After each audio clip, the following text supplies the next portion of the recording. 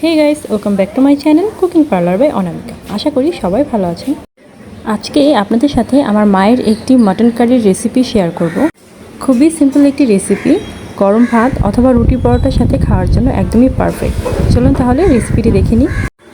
কিন্তু তার আগে যারা এখন আমার চ্যানেলটিকে সাবস্ক্রাইব করেনি অথবা আমার চ্যানেলে নতুন আছেন, প্লিজ আমার চ্যানেলটিকে সাবস্ক্রাইব করে নিন।